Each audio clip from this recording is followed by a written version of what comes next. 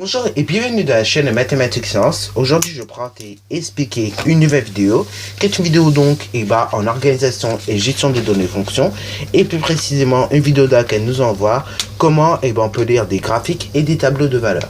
Donc là, c'est une partie du programme qui est assez importante à bien capter en tête. Généralement, c'est une partie du programme qu'on enseigne plutôt en troisième.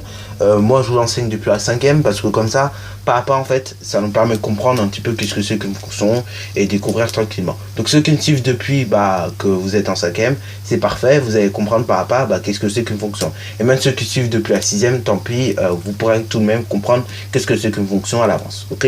Donc là, ici, voilà, on va prendre deux exemples. On va prendre l'exemple, tout simplement numéro 1 et l'exemple numéro 2. Ces exemples-là se réfèrent tout simplement un rectangle, ok, et donc nous allons voir ces deux exemples. Alors avant de se lancer dans les exemples, pour bien comprendre cette notion, comme je vous disais, c'est une partie du programme très importante, ok. Donc justement, vu que c'est une partie du programme assez importante, il faut quand même bien la travailler, bien la capter, ok. Donc là, pareil, sur ce genre de chapitre, entraînez-vous à faire des exercices, parce que là, c'est le genre de chapitre qui peut très vite tomber au brevet. Bien évidemment, vous ne l'aurez pas sous cette forme-là. Là, c'est la forme, on va dire, pour s'amuser. En troisième, vous l'aurez sous une autre forme, un petit peu plus costaud, mais sympa aussi et agréable lorsqu'on a compris comment ça marche. Ok. Donc au brevet, généralement, on vous donnera par exemple une situation concrète. Après, éventuellement, on vous donnera l'expression de la fonction. Ok, voilà. Donc, ce sera donné sous forme de lettres, de plus souvent.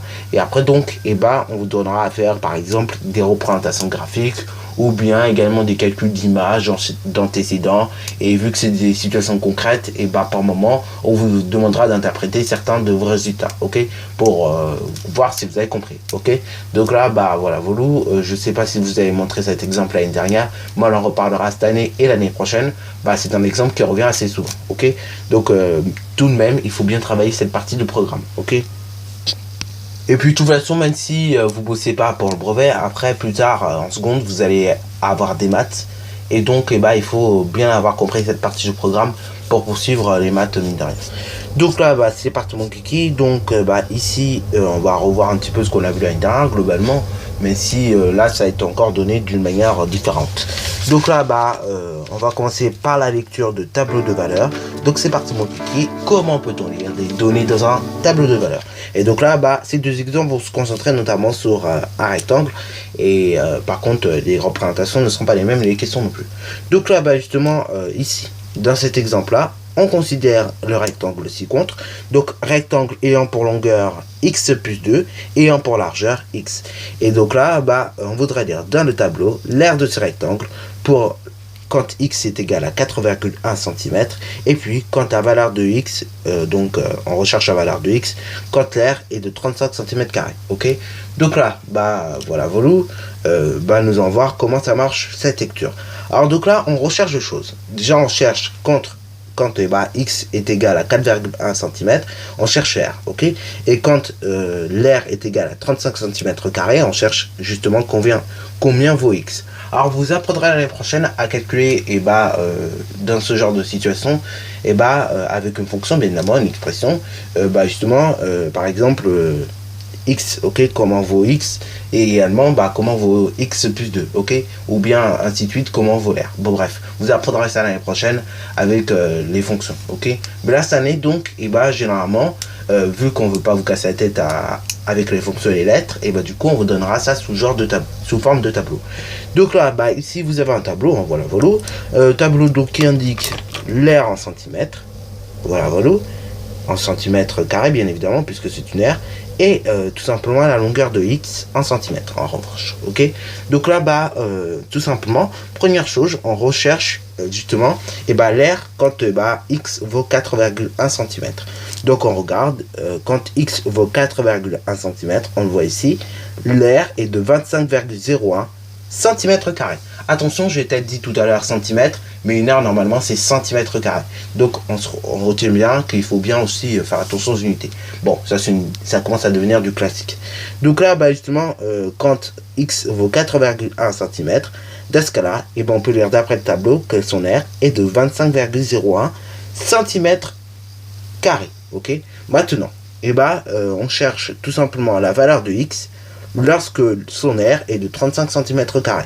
Donc là, ce coup-ci, ce que l'on fait, enfin en gros l'inverse de ce que nous venons de faire tout à l'heure. Tout à l'heure, vous avez vu, j'ai positionné mon crayon sur x en centimètres, puisque d'abord j'ai cherché combien valait l'aire quand x était égal à 4,1 cm, parce que je ne savais pas tout simplement l'aire. Donc il fallait que je regarde déjà 4,1 pour après voir l'aire en centimètres carrés. Et là, ce coup-ci, on nous donne l'aire qui était exprimé en centimètres carrés, et on veut donc tout simplement la valeur de x. Donc là, on va d'abord se positionner sur R dans la ligne des R, et après donc on va rechercher déjà 35 cm².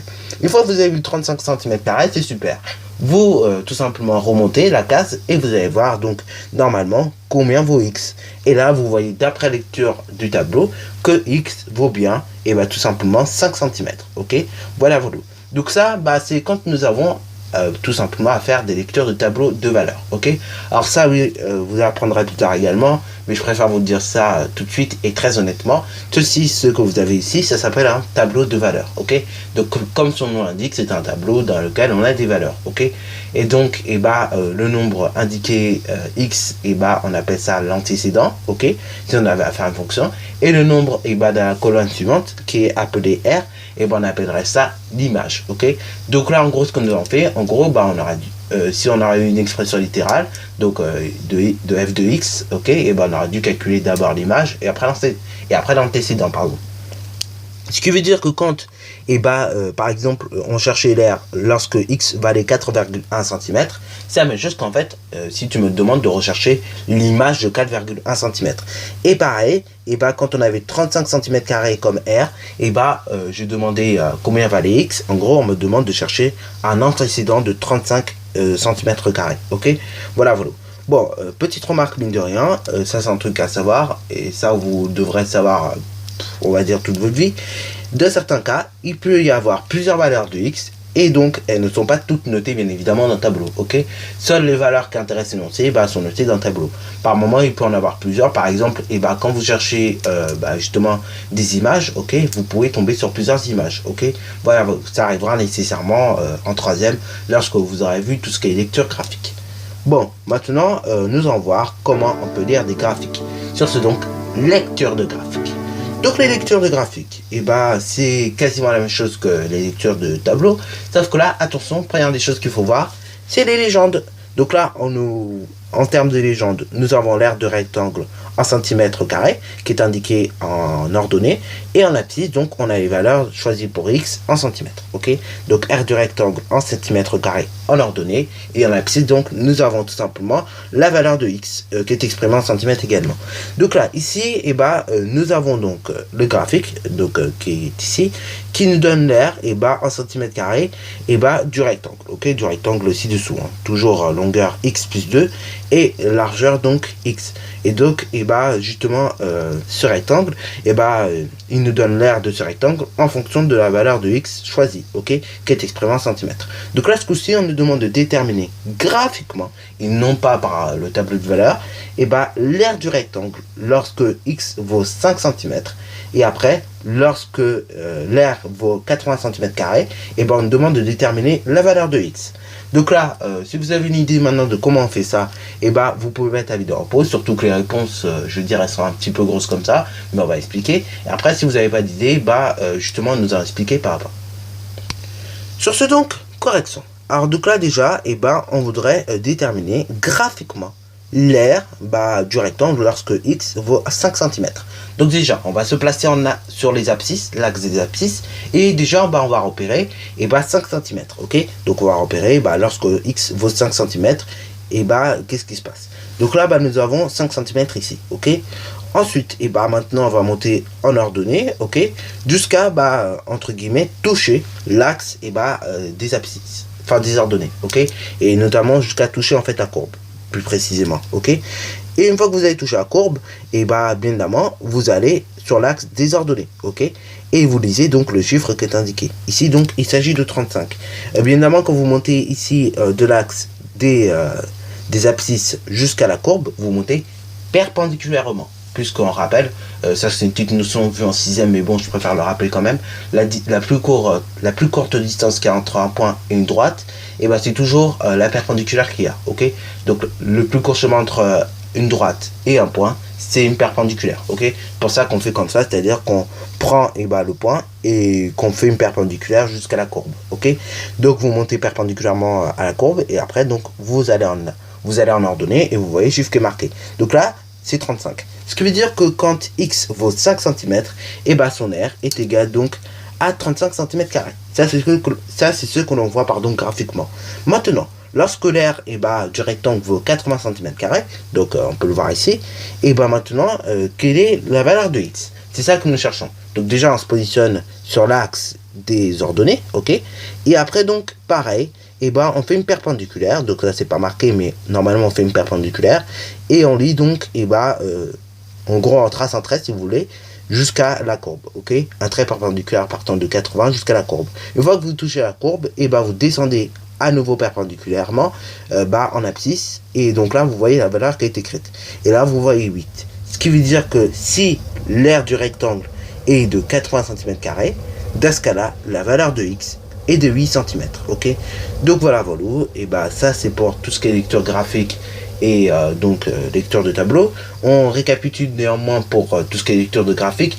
Donc pour les lectures de graphique, on se rappelle, on regarde d'abord l'énoncé s'il y en a un, après on regarde éventuellement aussi les axes, le titre des axes, ça peut très bien aider. Ensuite, quand vous avez tout simplement par exemple à chercher une aire de rectangle, ok, et que vous connaissez une valeur, ok, et dans ce cas là, si la valeur est indiquée en abscisse, vous allez en abscisse, vous montez perpendiculairement jusqu'à la courbe, puis après vous croisez la courbe et vous allez jusqu'à l'axe des ordonnées, et vous aurez donc la valeur que vous voulez, ok, et ainsi de suite. Et après donc, si vous connaissez un truc en ordonnée, pareil, vous faites un trait perpendiculaire jusqu'à l'axe jusqu'à la courbe tout simplement, et après vous descendez perpendiculairement jusqu'à l'axe des abscisses, ok. Et là normalement vous aurez la valeur voulue, ok. Donc voilà, ça c'est pour tout ce qui est lecture de graphique. Sur ce donc, c'est déjà la fin de cette vidéo. Si tu as bien aimé, n'hésite surtout pas à liker, à commenter, et bonne réussite à toi en mathématiques et en sciences.